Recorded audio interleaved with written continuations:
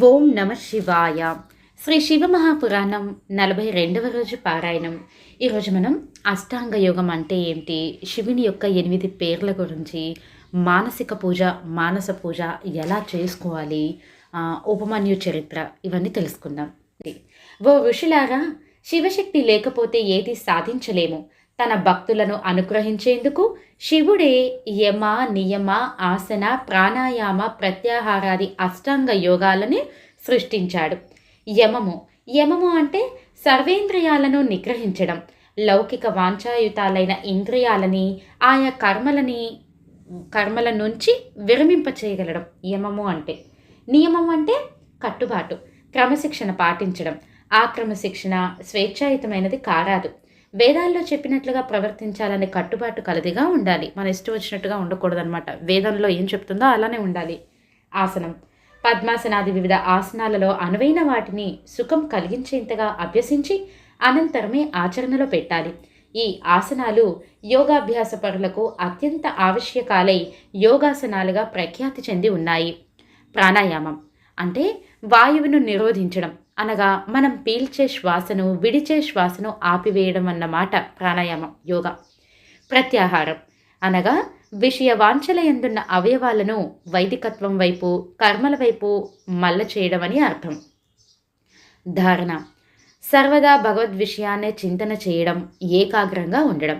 ధ్యానం భగవద్విషయాన్నే చింతన చేయడం, ఏకాగ్రంగా ఉండడం. సమాధి ఆ చింతన ఏకాగ్రతను, స్వేచ్ఛను ఆచరిస్తూనే కాల పరిమితిని పెంచుకుంటూ వెళ్ళడం. దానికదిగా నిలవరించబడినప్పుడు అప్పుడు తప్ప మరే కారణాల వల్ల కూడా లౌకికల్లో చలించకపోవడం సమాధి అంటే. ఈ విధమైన అష్టాంగ యోగం వల్ల శివశక్తి ఉజ్వలమవుతుంది. అచిరకాలంలోనే జ్ఞానం వైపు ప్రయాణించడం జరుగుతుంది. ఇవన్నీ చేయలేని వారు ఈ దిగువ 8 నామాలను నిత్యం స్మరిస్తూ ఉన్నట్లయితే తప్పనిసరిగా శివశక్తి దృఢపడుతుంది. ఈ అష్టాంగ యోగాలన్నీ చేయలేని వారు ఈ 8 పేర్లను స్మరిస్తూ ఉన్నట్లయితే శివశక్తి దృఢమవుతుంది అని చెప్తున్నారు. మొదటిది శివాయ నమః. సర్వమందు మంగళము కలిగించినవాడా నీకు నమస్కారం. మహేశ్వరాయ నమః. తిరోధానకర్తమైన స్వామి నీకు నమస్కారం. రుద్రాయ నమః. సర్వాపన్నివారకుడైన పరమాత్మ నీకు నమస్కారం. విష్ణవే నమః. సర్వత్రా వ్యాపించి ఉన్నవాడా నీకు నమస్కారం. పితామహాయ నమః. సర్వులకు మూలకారకుడైన వాడా నీకు నమస్కారం. సంసార బిషజే నమః. చావు పుట్టుకలు, మోహ దుఃఖాదులు అనే సమస్తమైన ప్రాపంచిక రోగాలను ఉపశమింపచేసే వైద్యుడమైన తండ్రి నీకు నమస్కారం. సర్వజ్ఞాయ నమః.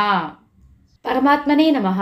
సమస్తానికి అతీతుడివై ఉండి కూడా సర్వలయందు మానవ భావన కలిగి స్వీయమైంది ఇతరమైనది కూడా లేకుండా భాషించే భగవంతుడా నీకు నమస్కారం.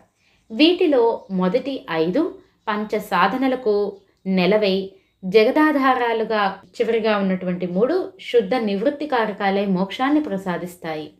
ఉభయప్రదాలైన ఈ నామాష్టకం గురించి ఏ పాటి తెలుసుకున్నా కూడా అది సత్ఫలాన్ని అనుగ్రహిస్తుంది. అదేవిధంగా నామాష్టకం వలనే భౌతికపరమైన పూజాదులు చేయని వారికై మానసిక పూజార్థం పుష్పాష్టకం అని కూడా చెప్పబడిందనమాట. పుష్పాష్టకం మానస పూజ. అహింస ప్రథమం పుష్పం, పుష్పమింద్రియం నిగ్రహం, సర్వభూతదయా పుష్పం, క్షమా పుష్పం విశేషతః, శాంతి పుష్పం, తపః పుష్పం, ధ్యాన పుష్పం తదైన చ, సత్య పుష్పం, విధి పుష్పం, శివప్రీతికరం భవేత్. తొలి పుష్పంగా అహింసతో నిన్ను ఆరాధిస్తున్నాను. మలిపువ్వుగా నా సర్వేంద్రియాల చాపల్యాన్ని అరికట్టిన ఫలంతో సేవిస్తున్నాను. అన్ని భూతాలయందు కూడా దయాదృష్టులతో ప్రవర్తించడం అనే గుణాన్ని ఒక పువ్వుగా నీకు సమర్పిస్తున్నాను. నీ సేవలో ఉన్న నాకు ఎటువంటి కష్టనష్టాలు వాటిల్లవు. కానీ పురాకృతమైన ఏ సంచితార్థం వల్ల కానీ, నీ లీలా విలాసం వల్ల కానీ, కాలహేళ వల్ల కానీ వచ్చే సర్వ విధాలైన నష్ట కష్టాలను నీ అందలి ఏకాగ్రత వల్ల ఓర్చుకోగలగడమే చతుర్థ పుష్పంగా అర్పించుకుంటున్నాను.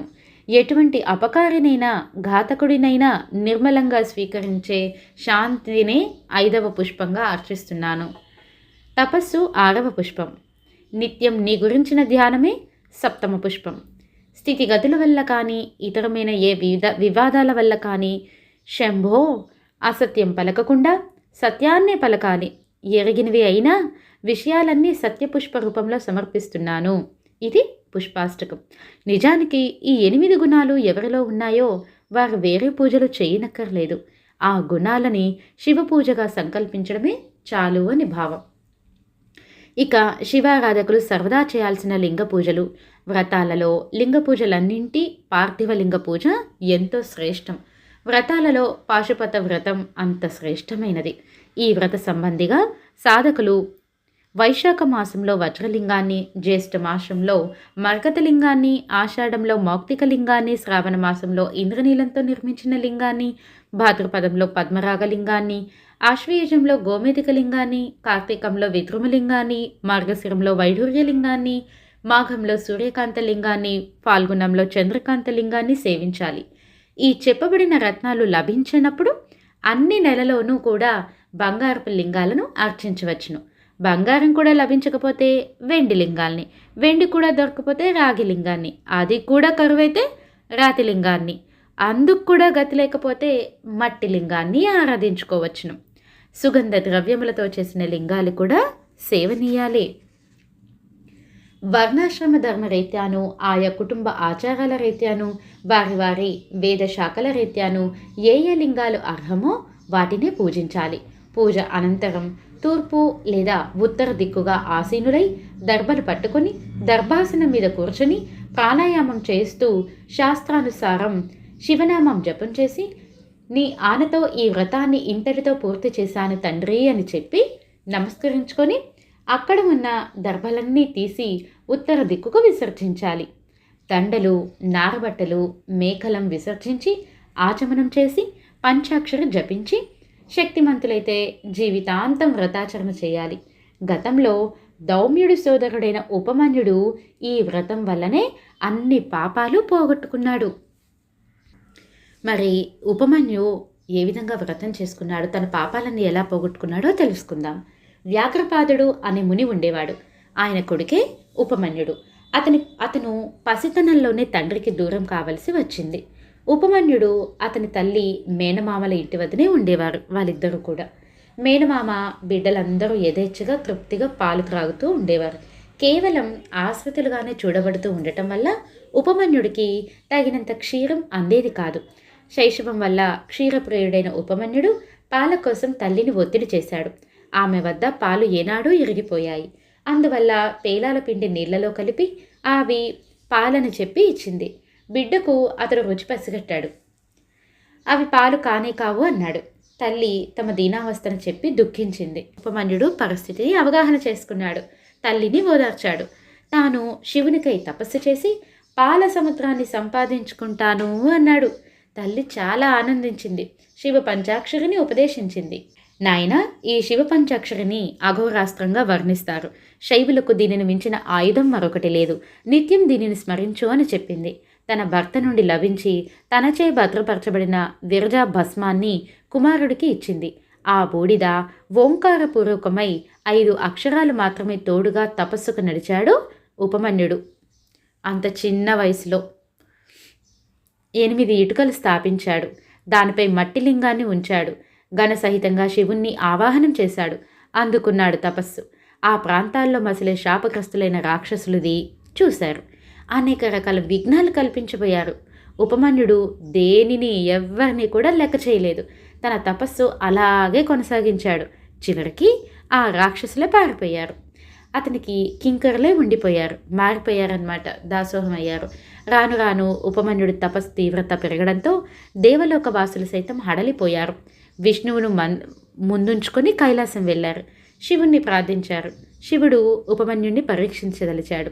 తాను ఇంద్రుడిలా మారి ఆ బాలుడు ముందు కనిపించాడు. ఏం కావాలో కోరుకో అన్నాడు. ఉపమన్యుడు ఇంద్రుణ్ణి లెక్క చేయలేదు. నాకు నీతో పని లేదు, నాకు నిత్యుడు, శాశ్వతుడు, శుద్ధ సత్వుడైన శివుడికే తపిస్తున్నాను. నేను ఆ శివుడు అనుగ్రహిస్తే కానీ తపస్సుని ఆపను. నా కోరికలు నువ్వు తీర్చకపోవక్కర్లేదు అని అన్నాడు. తీర్చక్కర్లేదు, నాకు శివుడినే కావాలి, ఇంద్రుడు వద్దు అని అంటున్నాడు ఆ బాలుడు. ఇంద్రుడి వేషంలో ఉన్న ఈశ్వరునికి నవ్వుకొని తన లోపాలన్నీ తానే బయటపెట్టుకున్నాడు. ఆయన లోపాలు ఎవరికి మాత్రం తెలియవు. ఎగుడు దిగుడు కళ్ళు, ఎద్దు మీద సవారీ, బూడిత పూత, శ్మశాన విహారం వరుసగా ఎకరబెట్టాడు. శివనింద భరించలేకపోయాడు ఆ చిన్నారి ఉపమన్యుడు. ఓహోహో, ఊరుకుంటే మరీ మితిమీరిపోతున్నావే, ఉండు నీ పని చెప్తాను అంటూ తల్లి ఇచ్చిన పిత్రార్జితమైన విరజాభస్మ పిడికెడు తీసి అఘోరాస్త్రం మంత్రించి ఇంద్రుడిపై ప్రయోగించిపోయాడు. ఆనందించాడు నిత్యనందనుడు. తక్షణమే తన నిజరూపం చూపించాడు. పార్వతీ సమేతంగా ఉపమన్యుడికి నేత్రానందం చేశారు. ఆహా, ఆ పరాత్పరుడి దివ్య దర్శనంతో ఉపమన్యుడికి నోట మాట వచ్చింది కాదు. ఆనందానికి పరాకాష్ట పొందాడు. అతడి తన్మయత ఎరిగిన తరుణేంద్రశేఖరుడు అడగకుండానే వరాలిచ్చాడు. పాల కడలితో పాటు పెరుగు కడలి, నేతి కడలి కూడా ఉపమన్యుడు సొంతం చేశాడు. అతనికి ఘనాధిపత్యాన్ని ఇచ్చాడు. ముద్దు పెట్టుకున్నాడు. నువ్వు నా బిడ్డవే అన్నాడు. మరి నా బిడ్డ కాడా ఏమిటి అంటూ అమ్మవారు బాలుని అంకన చేర్చుకుంది. తల నిమిరింది. కుమారస్వామిని ఎలా గారం చేస్తుందో అలా గారం చేసింది. అమ్మవారి అంకం చేరాక ఇంక చెప్పేదేముంది, నిత్యం కుమారత్వం, దానికదే సిద్ధించింది ఉపమన్యుడు అంత చిన్న వయసులో. అనంతరం ఉపమన్యుడు హిమవత్ పర్వత ప్రాంతం చేరాడు. అక్కడికి ఒకనాడు శ్రీకృష్ణుడు వచ్చాడు. ఉపమన్యుడికి నమస్కరించాడు. ఉపమన్యుముని, శివభక్తులందరిలోకి సర్వశ్రేష్ఠుడివయ్యా నువ్వు. పుత్ర సంతానార్థినై ఆ శివుడి గురించి తపస్సు చేయాలని వచ్చాను.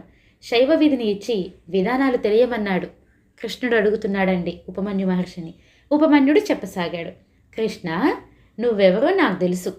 నువ్వు శివధ్యానం చేయడం ఇప్పుడు కొత్త ఏమీ కాదు. నీకు తెలుసు.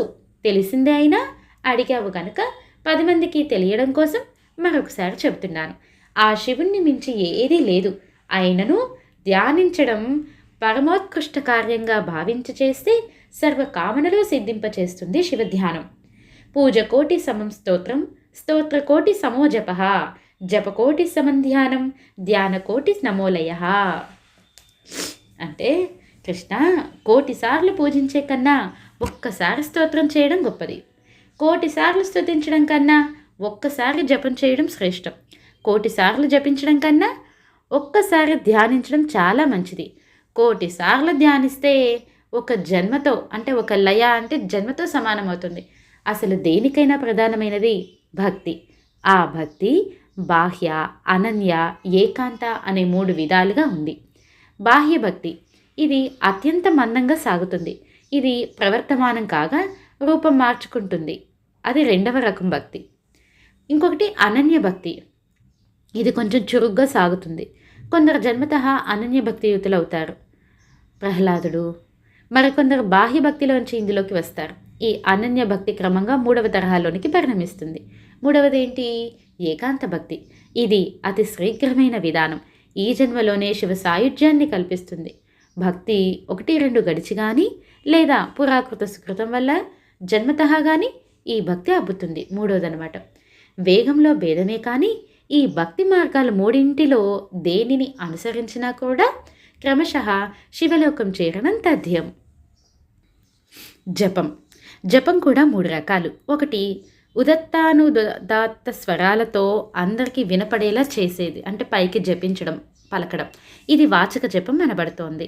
పెదవులు కదుపుతూ ధ్వని బయట వారికి వినపడకుండా చేసేది ఉపాంశువు. ఇది మధ్యమ ఫలాన్ని ఇస్తుంది. పెదవులు కూడా కదపకుండా తనలో తానే జపించుకోవడం మానస జపం. ఇది అతి ఉత్తమమైన పద్ధతి. ఇక అగర్భ జపం, సగర్భ జపం అని మళ్ళా 2 రకాలు. అగర్భ జపం అంటే జపానికి ముందు వెనుకలలో ప్రాణాయామం చేయడం, అంటే ప్రాణాయామం చేసి జపించి మళ్ళా ప్రాణాయామం చేయడం. ప్రాణాయామం చేస్తూనే అదే స్థితిలో ఉండి 40 సార్లు జపించే పద్ధతిని సగర్భ జపం అంటారు. 40 సార్లు జపించే శక్తి లేని వాళ్ళు 5 సార్లు కానీ 3 సార్లు కానీ కనీసం 1 పర్యాయమైనా జపించాలి. సగర్భంగా మానసిక జపం ఒక్కసారి జపించినా అది అనేక రెట్లు సత్ఫలితాన్ని ఇస్తుంది. అలాగే వ్రేళ్ల మీద కన్నా వేళ్ల మీద ఉన్న రేఖలపై లెక్కిస్తూ చేస్తే 8 రెట్లు అధిక ఫలం కలుగుతుంది. పుత్రజీవి బీజాలతో జపించినట్లయితే అంతకు 10 రెట్లు ఫలం కలుగుతుంది. అంతకన్నా శంఖమణులు, వాటికన్నా ప్రవాలాలు, వీటికన్నా స్ఫటికలు, వాటికన్నా ముత్యాలు, అంతకంటే పద్మబీజాలు అధిక ఫలదాలు. బంగారపు జపమాలతో చేస్తే చెప్పనలవి కాని ఫలం. కుశగ్రంథులు కానీ రుద్రాక్షమాలలు కానీ వాడినట్లయితే ఆ ఫలాన్ని మనమే కాదు శివుడు కూడా చెప్పలేడు. మరికొంత విషయాలు జపమాల గురించి రేపటి రోజున తెలుసుకుందామండి. ఇది శ్రీ శివ మహాపురాణం 42వ రోజు పారాయణం సంపూర్ణం. శివార్పణం. స్వస్తి.